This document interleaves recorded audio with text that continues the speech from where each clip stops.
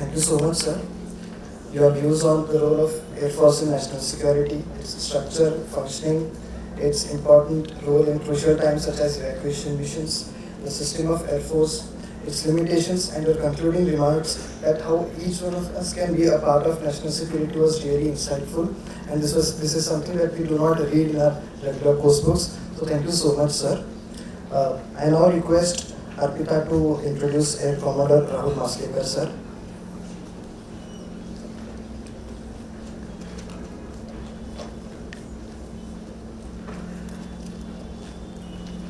Good morning, everyone.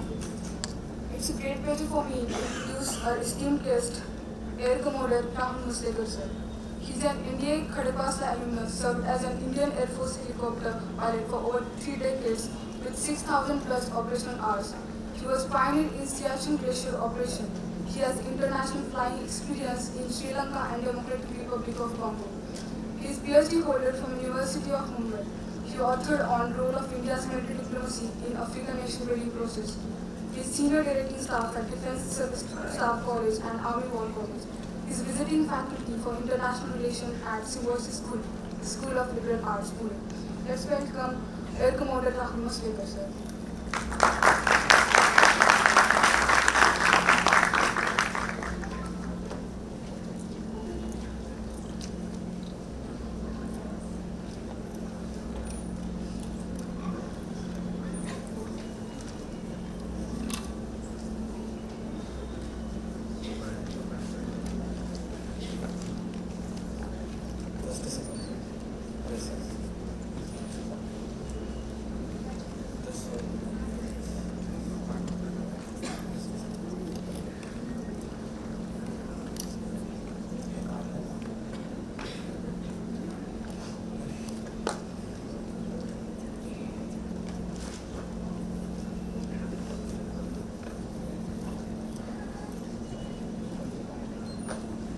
Thank you, Chair.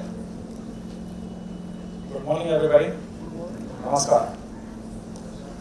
आज सकाळी street play आणि मग त्याच्यानंतर इकडे मेडले. Excellent to say the list. पण स्ट्रीट प्ले मध्ये आपण शहीदांबद्दल बोललो. Okay, yes, it is our duty to remember our शहीद्स. Those who have laid the lives for security of our country. Very important. But I would like to emphasize what General George Patton Jr. had said this during World War II. Okay, he was addressing officers of American Army in one of the war colleges, and he said, I will not use the expletives that he had used in the address because he was quite harsh in his speech. So he said, no, the word, ever won a war by dying for his country, but by making poor some other dumb, the word, die for his country. Okay, so shaheed hona theek hai, is part of our life. Okay, but we can make somebody other countries shaheed more than ours. I think we would have achieved our security.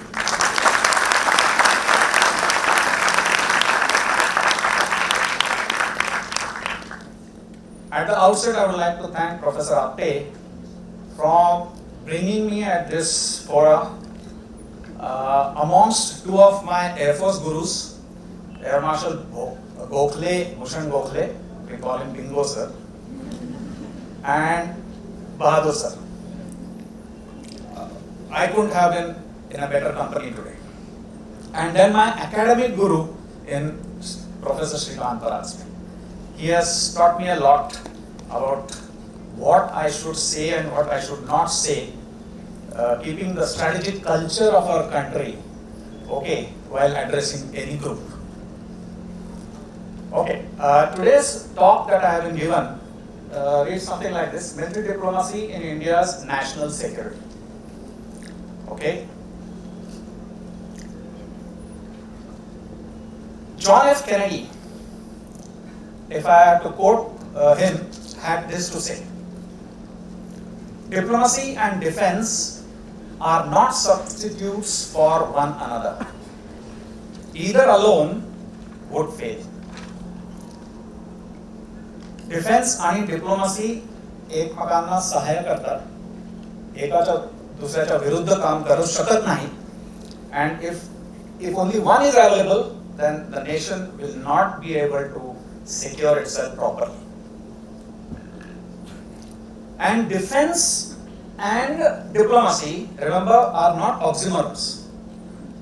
Okay, they do not cut each other out. Okay, they are not something opposite.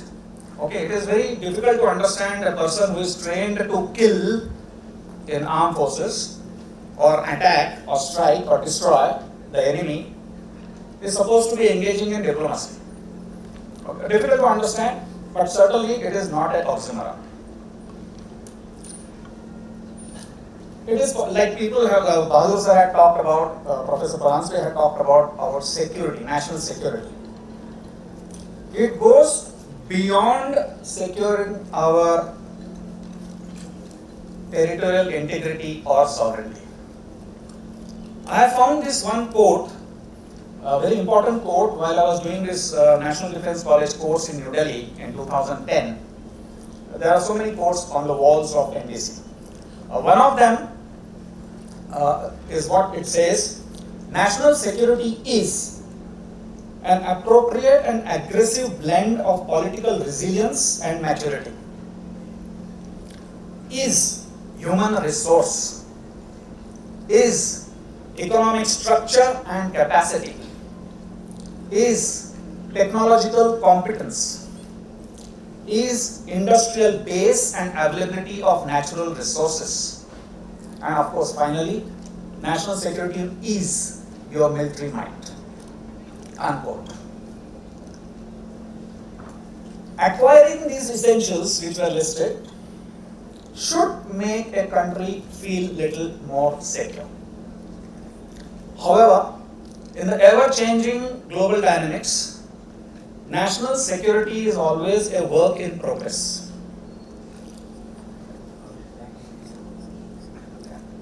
It is therefore expected of a nation to employ all means available to it to achieve and maintain security.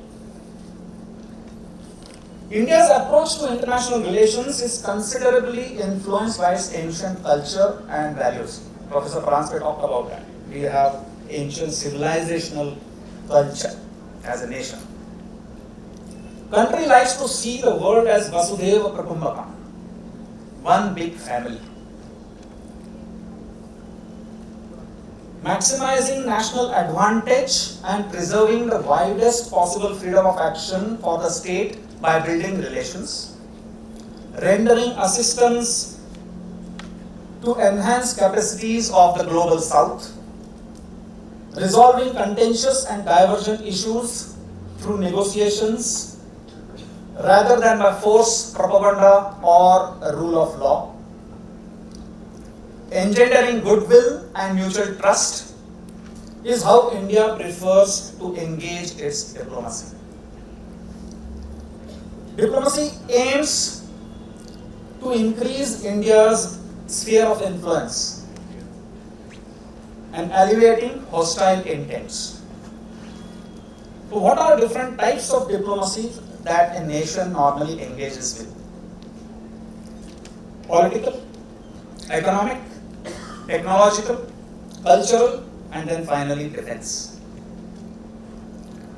Military diplomacy as a form of statecraft has been practiced for centuries in India.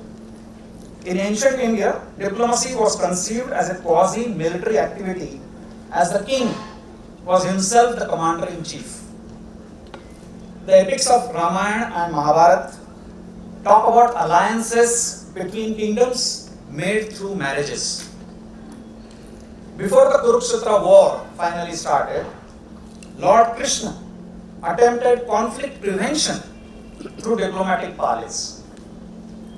Expanding the regional influence through conduct of Ashwamedha Yajna was an Indian way of utilizing military capability as an instrument of interstate relations. Kautilya or Chanakya or Vishnugupta, whatever the name you call him, who helped establish the Mauryan Empire and is credited with authoring Arthashastra, insisted that the stratagems would work only when backed with military power. You can't be only talking. You need power behind you. Only then people will listen to you. Our Ministry of Defense considers improving defense cooperation with other countries as an essential for nation security through promotion of mutual trust, conflict prevention and resolution. The overall aim is to create a stable and peaceful security environment in the region and the world, which is so essential for the country's development. Defense engagement, defense cooperation, or defense diplomacy. All these terms, for all practical purpose, are synonyms. So the question is, how does a nation use its military for diplomacy? Military diplomacy initiatives comprise of visits by defense delegations. For example, just a couple of weeks back, Raksha Mantri Rajnath Singh had visited United Kingdom after a gap of over 2 decades. The dialogue for security challenges, this photograph is of that. The 2+2 dialogue, that is the foreign minister as well as the defense minister together. They engage with other countries, and India engages with Australia, Japan, Russia, United Kingdom and United States in 2+2 dialogue. Combining training exercises and port calls by the naval ships, formalizing strategic agreements, sourcing, development, production and marketing of weapon systems and equipment, also participating in peacekeeping and disaster relief or any other assistance missions. This is how military diplomacy is engaged. Uniqueness of our defense engagement is that we participate without being a member of any formal alliance. We have no groups. Or we are not member of any strategic alliance or military group. The major agencies involved in India's international defense cooperation are Cabinet Committee for Security, headed by the Prime Minister, National Security Council, Strategic Planning Group, Ministry of External Affairs and Ministry of Defense, Headquarter Integrated Defense Staff, and then finally the service headquarters of Army, Navy and Air Force. It may be noted that defense diplomacy forms part of the political and economic initiatives by the Ministry of External Affairs. It is not the Ministry of Defense. The intensity and expanse of defense engagements varies depending upon the will and the drive of the political dispensation in the country. It depends on who is ruling the country. I shall now talk about various individual aspects of how India engages defense for its diplomatic ventures. First, cooperation in area of professional military education and training is a valuable instrument of defense diplomacy. This is achieved by deputing Indian Armed Forces training teams abroad, as well as facilitating training of foreign military officers in various defense institutions in India. When deputed abroad, our personnel get an opportunity to understand other cultures and in turn showcase ours. Pandit Nehru, who was a strong proponent of independence from colonial rule in Asia and Africa, extended all possible help towards capacity building to newly independent countries. Militarily, for example, India assisted Ethiopia and Nigeria to establish their military academies in 1960s. The strength of our relations and mutual trust was for all us to see when Indian Army officers were allowed to be the commandants of these two military academies for initial few years by these two countries. Such diplomatic focus has continued with other prime ministers also. India has assisted Zambia and Botswana in establishment of their command and staff college, which trains senior officers in leadership. Few years back, I had a wonderful opportunity to give a talk at Botswana Command and Staff College while on a delegation visit. It was wonderful talking to the African officers on helicopter operations in India. Today we have defense training teams in Lesotho, Namibia and Uganda. Few years back, Indian Air Force team was in Malaysia training their pilots on the Sukhoi aircraft. The photograph of that was shown by Air Marshal Bahadur. Since 1964, Ministry of External Affairs started a program called ITEC, that is Indian Technical and Economic Cooperation. Basically, it was meant for international capacity building. Through it, India has provided many vacancies for Army, Navy and Air Force officers of friendly foreign countries to train in India in our training institutions. I recall my own training days at NDA Khadakwasla here, where my batch had number of foreign cadets training along with us, and later at Air Force Academy in Hyderabad. It would be of interest to you to note that Army personnel of even developed nations like US, UK, they have been imparted specialized training for general warfare and high altitude warfare in India.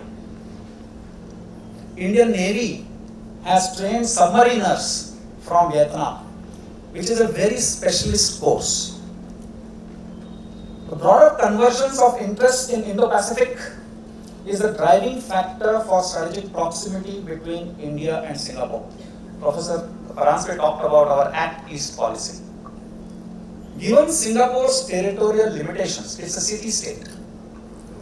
India has allowed one of its major air bases in the east and our artillery firing ranges to be used for training by the Singapore Armed Forces. They come to us very regularly. Amongst foreign officers trained in India, some have reached top ranks in their own armed forces, and some have even become heads of state. The present King of Bhutan is an alumnus of National Defence College, New Delhi. Industrial and technological cooperation in area of defence equipment is another facet of military diplomacy. Professor Paransky talked about how technology will invariably be denied to you, it will be costly, and what is given to you is of no use to you. Okay, so for us to secure ourselves, technological cooperation, especially in security aspects, is important. As per Stockholm International Peace Research Institute SIPRI's annual report of last year, India had topped the table of weapon systems importers. We are still dependent on others. While it is generally known that our country has been a major importer of defense and weapon systems from Soviet Union, now what has remained is Russia. There are many other countries also from whom we import our equipment. Soviet Union was the first country to allow technology transfer of this aircraft, MiG-21, to be produced in India. It is produced all over, assembled in Nasik, in Maharashtra. This was followed by the Leander class naval warships and Vijayant tank with help from Britain. The French permitted us to produce the light utility helicopters under license. Our pilots flying these helicopters in Ladakh have created a world record of high altitude flying, which surprised even the French test pilots. Bahadur sir did not mention it. He is one of the first pioneers to fly in the glacier.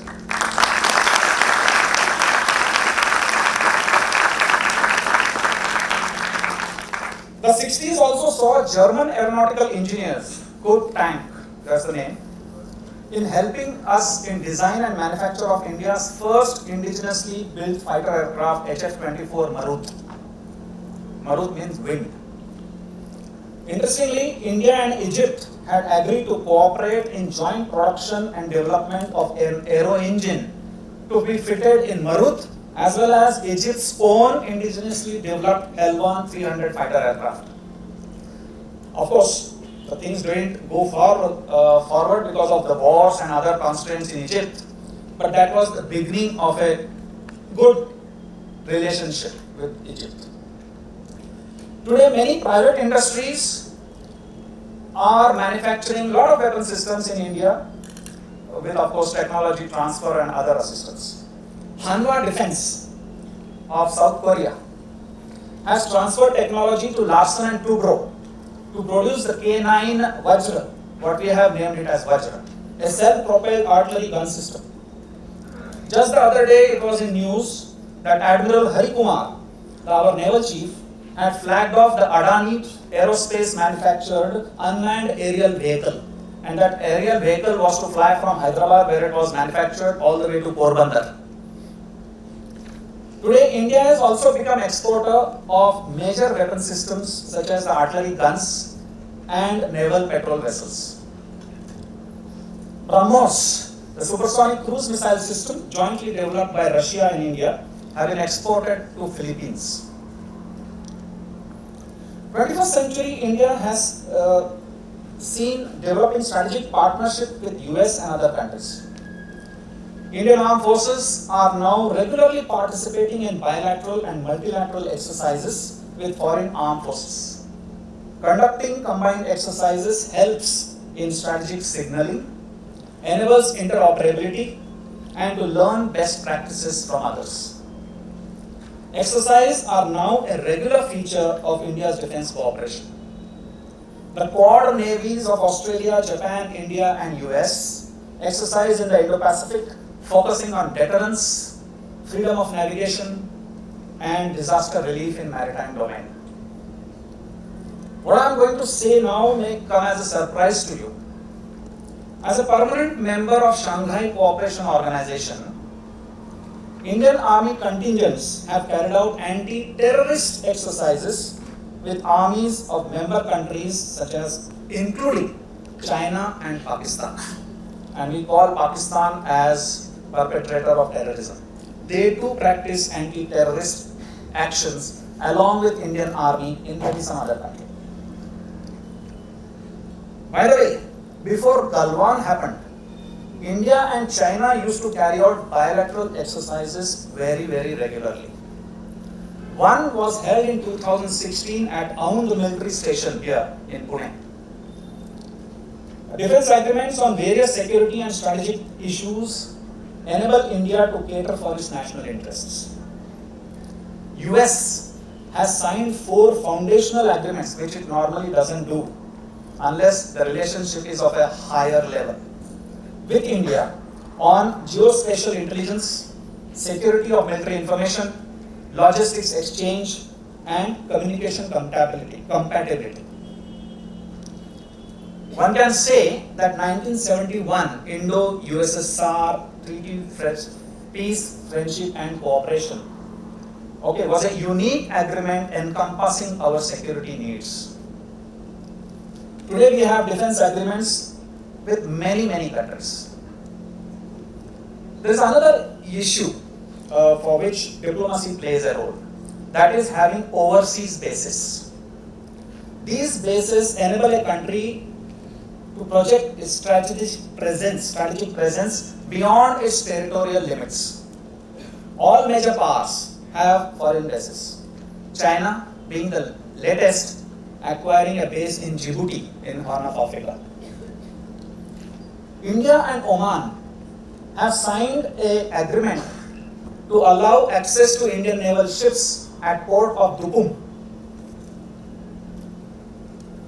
across the seas from Mumbai. You can see the map.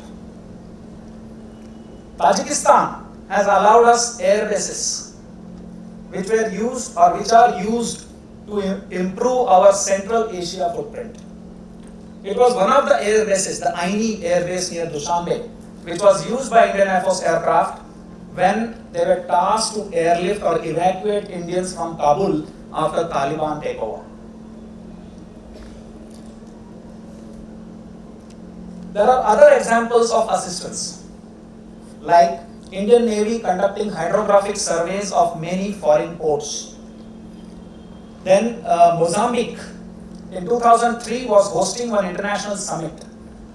It had so much faith in Indian Navy's capability that it asked Indian government to allow Indian Navy to patrol the Madagascar Channel to give it a coastal security, and it was done.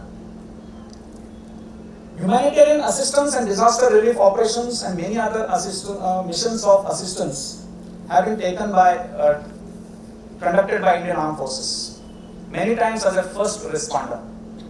The last example or the latest example is the Operation Dost that we carried out in Turkey when last year in February, Turkey and Syria faced a devastating earthquake. This is in spite of the fact that Turkey, especially President Erdogan, has been taking anti-India stance in United Nations and other multilateral forums. But like it is said, you always talk more to your adversary than with your friends.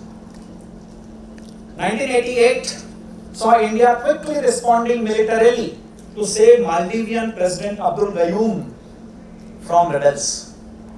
Again in 2014, when Malé went dry for want of drinking water, it was Indian Air Force who flew in drinking water and the naval ships who helped Malé restore its water supply. Even though President Muizu is today saying India out, well, like Jaishankar said the other day, politics is politics. Okay, but we have to continue with our diplomacy. Evacuation, it was mentioned as a HADR. We have carried out extensive evacuation not only of Indians but of foreign nationals also from Afghanistan, Libya, Lebanon, Sudan, Yemen and of course Ukraine. Now a word about peacekeeping under UN flag. India has been steadfast in its commitment to world peace and stability.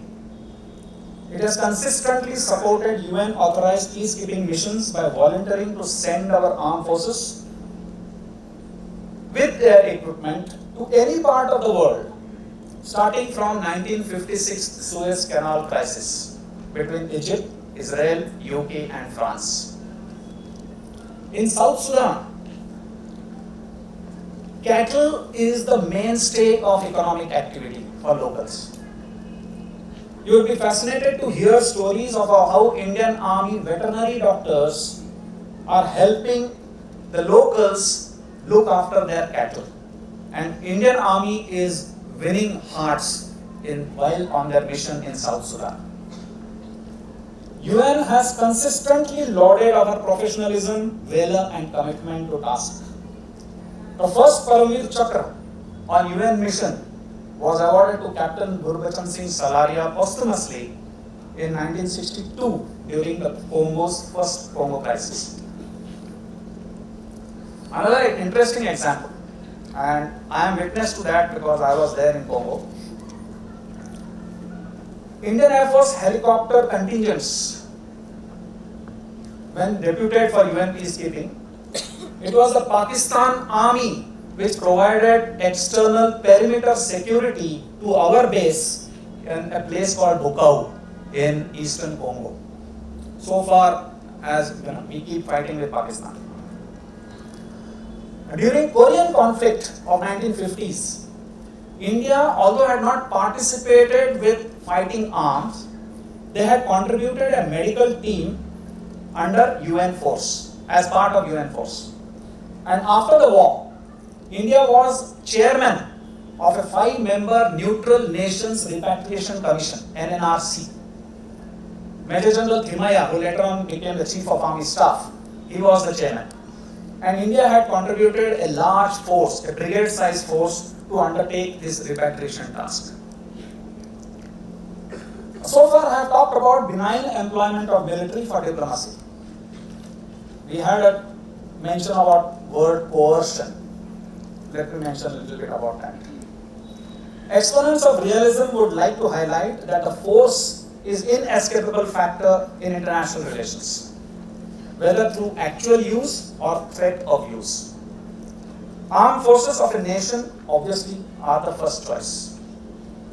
The term gunboat diplomacy was coined in 18th century when the colonial powers used their naval might to intimidate other countries, other areas, to grant trading concessions or even occupy the land.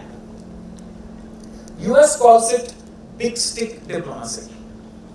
In today's world, a little more nuanced approach, people call it power projection. Indian kingdoms, it was referred to by Professor Paranspe.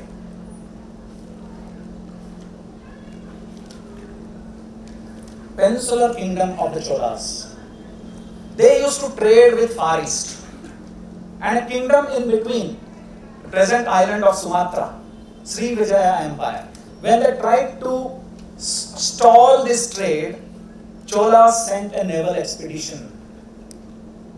And then of course things came okay for them. Okay. They dominated the Sri Vijaya Empire. We are not dominating anybody through coercive means on a regular basis. However, there was one instance.